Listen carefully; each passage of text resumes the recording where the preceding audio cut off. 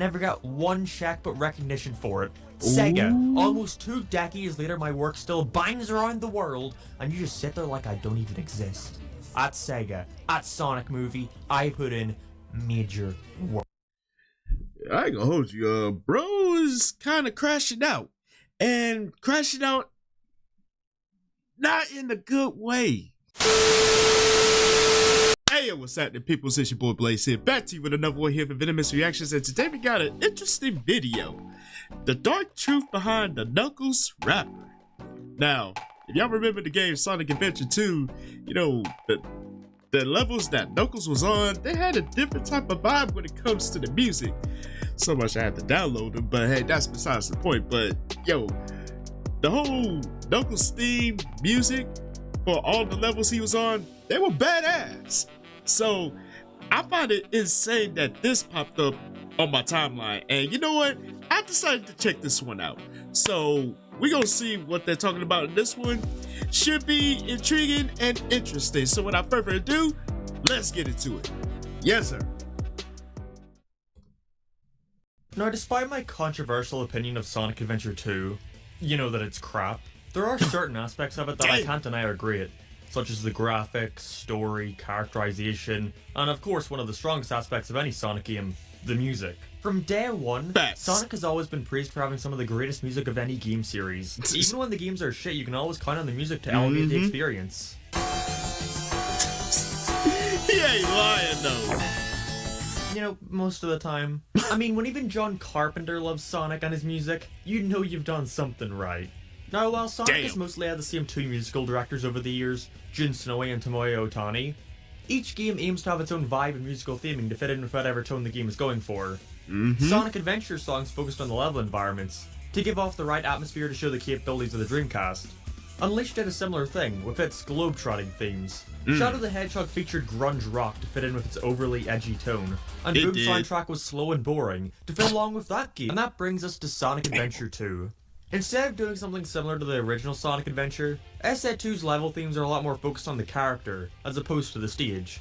Like Sonic will mostly feature rock music, Shadow will be a little more grungy, Tails and Eggman will have a little bit more techno vibes at times, Rouge will be a lot more jazzy with flutes and shit, and then there's Knuckles.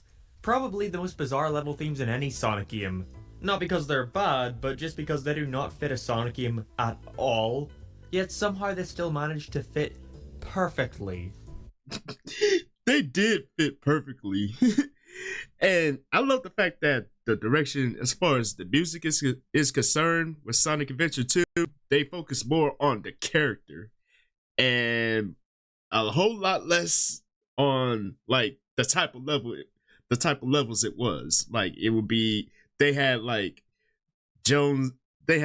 levels that's in the jungle or in space or somewhere in like somewhere that is like reminiscent of ancient Egypt and whatnot. But with Sonic Adventure 2, it focused more on the character more than the levels. And I, for one, loved it. Each Knuckles treasure hunting stage is accompanied with a rap song in the background. Now, rap isn't something new to Knuckles. His theme song in SEG1, unknown from ME, revolved around Knuckles questioning his purpose in life, talking about his duty of protecting his island, comparing himself to the hero Sonic, and how he doesn't really need to rely on others, and as heard in the chorus he will believe in himself. Yes, those exact words are sang in both the Tails and Knuckles theme song in the same game. That's what I call theming. This is all before finally coming to terms with who he is, with the final verse reading, "Knock knock it's Knuckles, the blow thrower, independent flower, magical emerald holder. I was bored by myself, I don't need a posse." Knuckles has come to terms with who he is as a person, and this was then carried over and exemplified more in the next game, Sonic Adventure 2. Since SEG2 had character-specific stages and didn't just feature the cast visiting the same locations as one another, it allowed him to create tracks that fit the characters and not the location, and he did just that with Knuckles, taking the rap aspect to a whole new level, with each song talking about the current stage and Knuckles' inner turmoil while travelling through it. And for a while these themes remained as nothing more than a mere joke when talking about Sonic's history. This game has cringy rap music? Gee, SEGA, really letting this franchise go. But as the years went on, the collective view on the Knuckles rap started to shift, as more and more people felt like they could openly come out of the woodworks, without being mocked for saying, You think the Knuckles raps in Sonic Adventure 2 are unironically good? Yes, and I'm tired of pretending they're not. Kick the Rock, Dive into the Mellow, and of course a Ghost Pumpkin Soup, among many more. All these tracks are great and fit the stage perfectly. They almost managed to make the treasure hunting stages a little bit bearable. Although that's not to mention these controversial mild lyrics. Yeah, she's sexy and smooth. A double cross my thief, that's out for my shoes. I love that theme. I love that theme so much. Yo, Wild Canyon stage, that music, bar none. And that goes without saying. I mean, I may have a bias, but that's just me. I mean, I love all the music from Sonic Adventure 2. No matter what the character was. I was jamming. I was jamming for real. I feel the heart in mysterious ways. Stop being stubborn and think. Well, I guess you're right.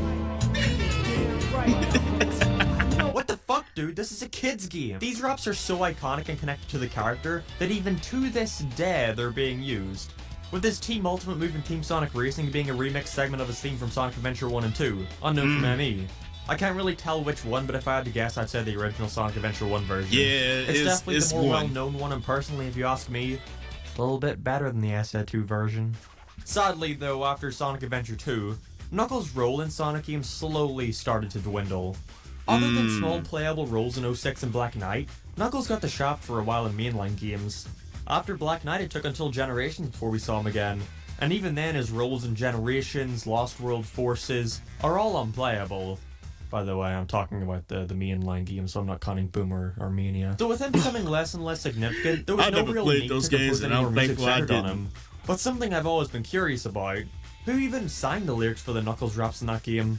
Does he still work with SEGA? Does he know about the impact his songs have had in the fan base? Let's find out. I always loved the little ending trailers they'd show in those, that hype you up for the next campaign. It was a lot more interesting than just saying, try another story. Farewell, Sonic. Forever. Well, I guess we'll look in the credits of Sonic Adventure 2. Oh, here we go. It appears they were done by Hunnid-P. Let's just look that up and... Oh, they didn't even credit him correctly. Ugh. Ooh. Yeah, that's not how you credit him. It is Hunnidp.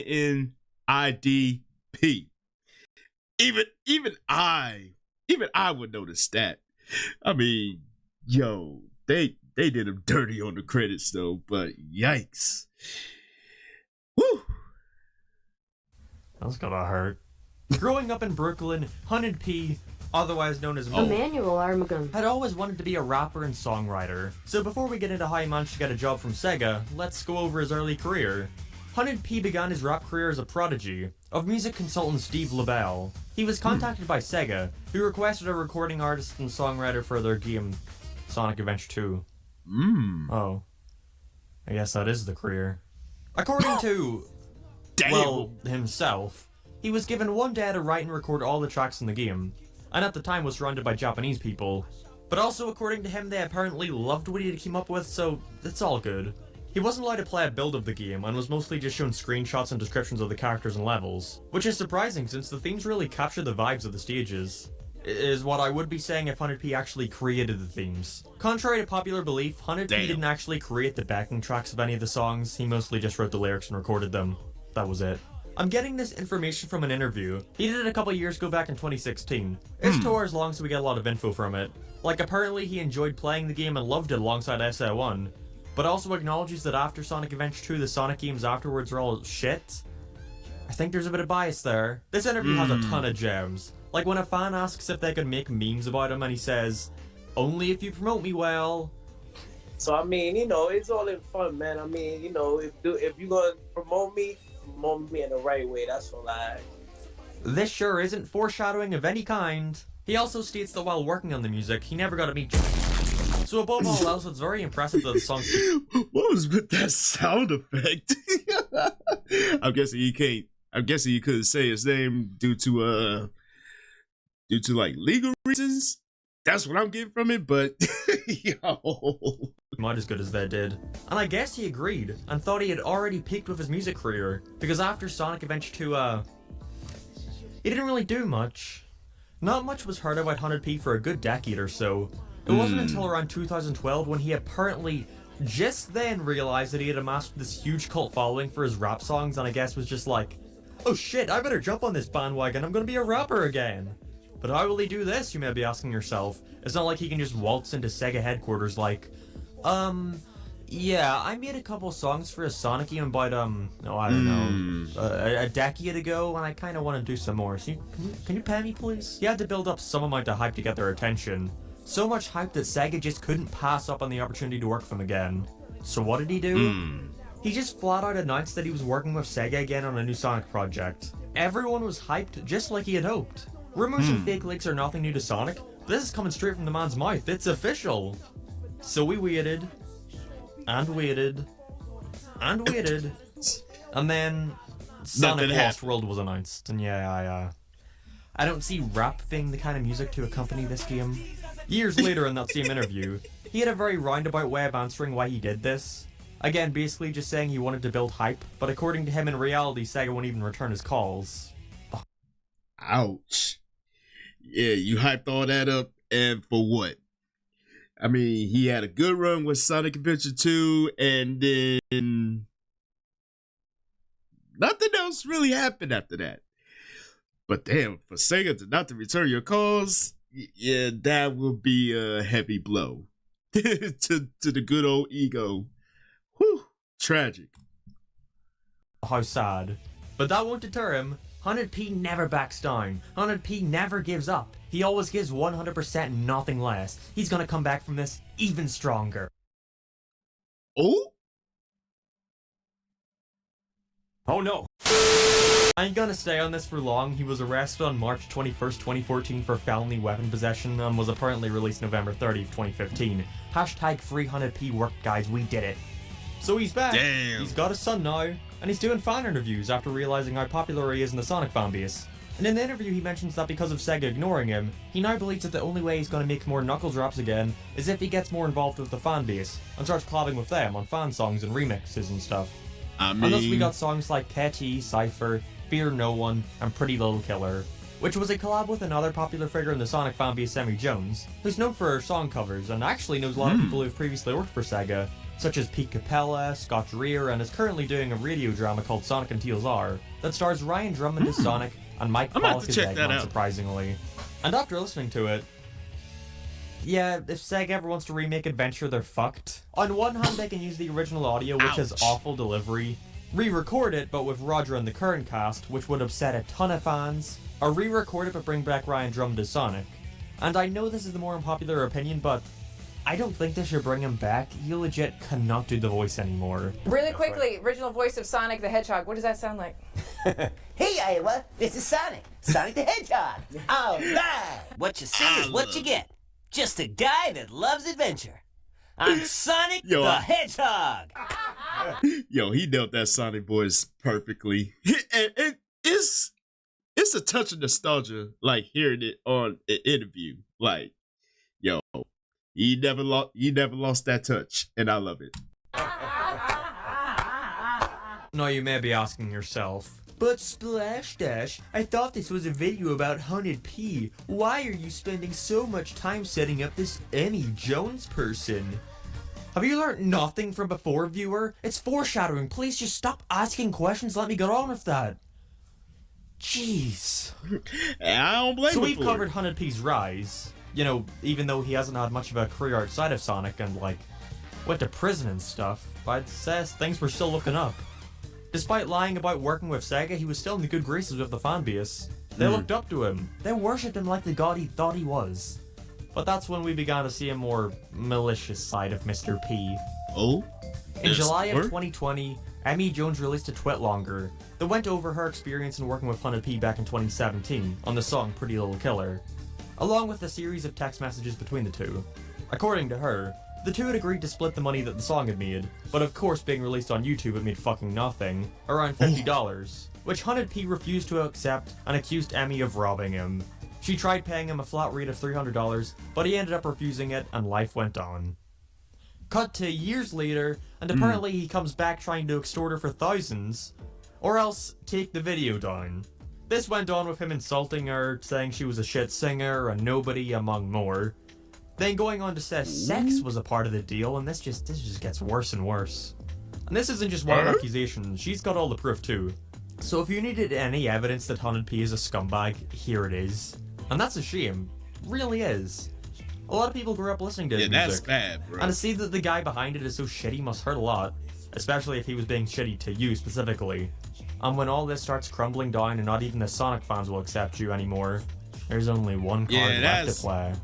The dog barking in the background. That's bad, The victim card. So a month or two before the Emmy Jones situation became public, emphasis on went public since he had been harassing her for years before, Mr. P tweeted out some interesting information that, if true, could look pretty shitty on Sega's part. He tweeted, "I really blacked out on the SEGA 2 soundtrack. I put my whole damn soul in that project, never got one check but recognition for it. Sega, almost 2 decades later my work still bangs around the world, and you just sit there like I don't even exist. At Sega, at Sonic Movie, I put in major work." I ain't gonna hold you, bro is kind of crashing out. And crashing out not in a good way. I mean, I would hope that this was not the case with the whole Sonic Adventure 2. Like, yo, he went berserk. I ain't gonna hold you. With the whole Knuckles theme tracks and everything, he went berserk. But to not get compensated for it, yeah, Sega, it's looking mighty shitty on their part. But the whole harassment with old girl, yeah, that's gonna have people looking at you sideways. Like, you don't want that on your record, especially when you're already caught up in previous misdemeanors. I mean, I won't even call them misdemeanors, like previous acts of malice, so to speak. You don't want that. You don't want more of a stigma on your brand. I'm just saying. Work. Ignoring the fact that he tagged the Sonic Movie account, not the official Sonic one run by Sega, it appears Sega never even paid him for his work at all. That's really shitty. And people at Sega know that. The tweet got thousands of likes and many people came forward, telling Sega to fork over the cash. Everyone was sympathetic towards Hunnid, until someone asked the fatal question. "Hey, have you got any proof of this?" He was not having it. He blocked people asking, he'd respond telling them to shut the fuck up. "Real fans ride, fake fans try. I'm approved and stamped real one of all time. You can't question greatness. If you feel away, log off.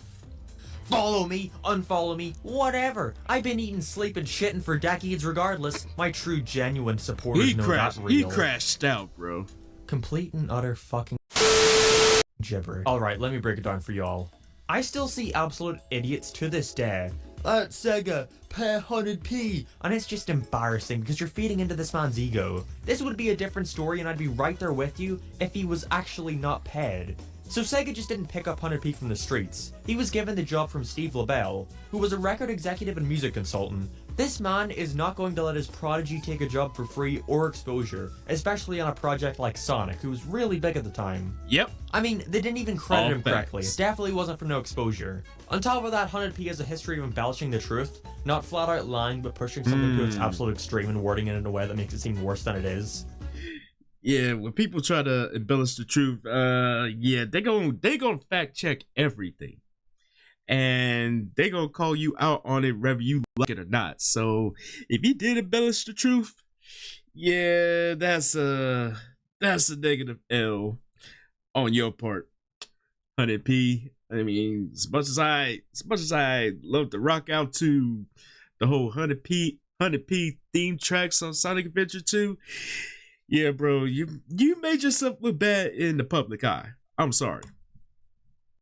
I think this is a very similar situation from back in 2012 when he said he was working on a project with Sega in the hopes of building enough hype up so that Sega would actually want to work with him. Except since he kept getting his calls ignored, I guess he finally got it through his thick skull that Sega never wanted to work with him again. So instead of trying to suck up to Sega, he wants to try and get every last thing he can from the SEGA 2 raps, while amassing a huge fan following in the process. So how does he do it? says he hasn't seen any money from the songs and that Sega keeps ignoring him.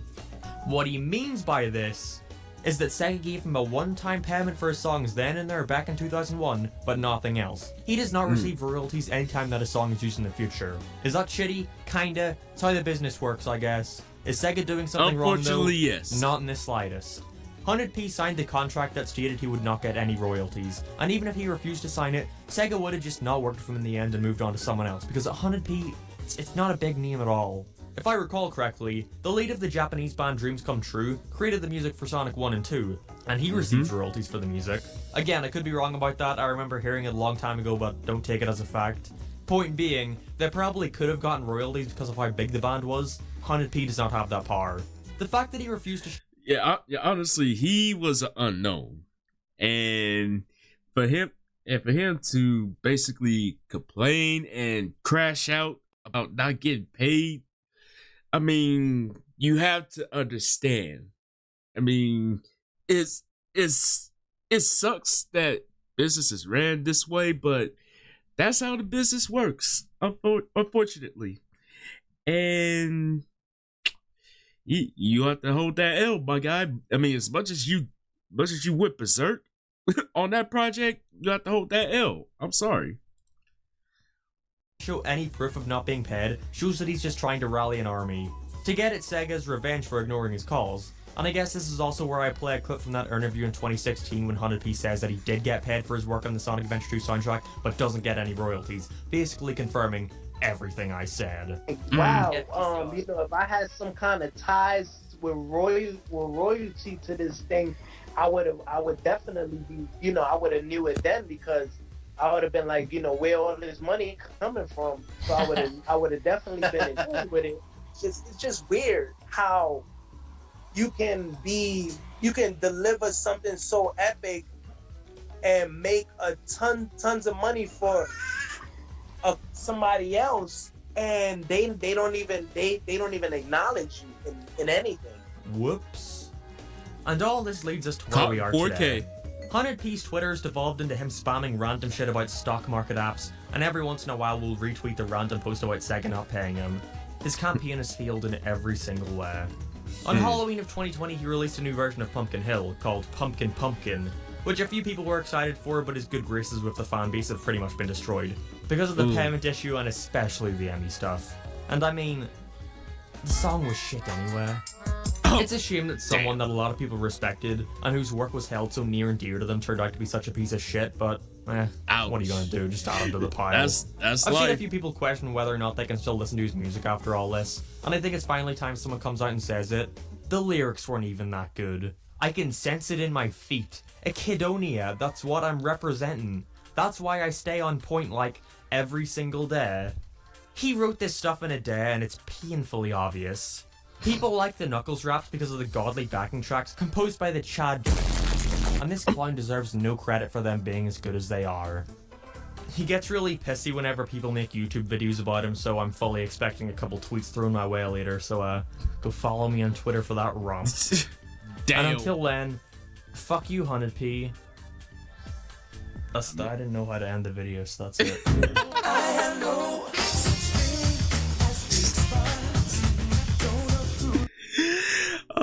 I mean, honestly, yeah, I will give credit where credit is due. Like Hunnid-P, he did his thing with Sonic Adventure 2, but in real life, yeah, you might want to be like Michael and get some help.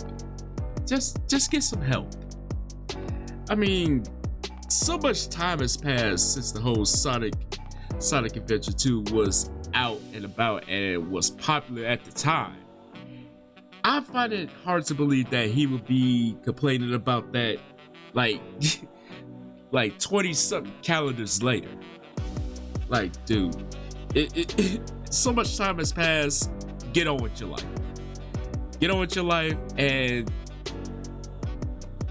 make people remember you for the good things that you have done, not the negative press, which is what he's basically getting at this point for being a complete scumbag. But yeah, those situations, bro, yeah, you basically ruined your own brand. and you have no one else to blame but yourself. But yo, I want to know what y'all thoughts are about this one, man. Yo, let the comment section have it down below. And as always, thank y'all for tuning in. Hopefully y'all enjoyed this one, and don't forget to tell your peoples across the globe. Come kick it with your boys. Just one good solid time. Hey, you already know what to do next, my peoples. Follow your boy on social media right over yonder. And this is your boy Blaze here saying, Chuck the Deuce, and I will see y'all in the next video. And I'm out.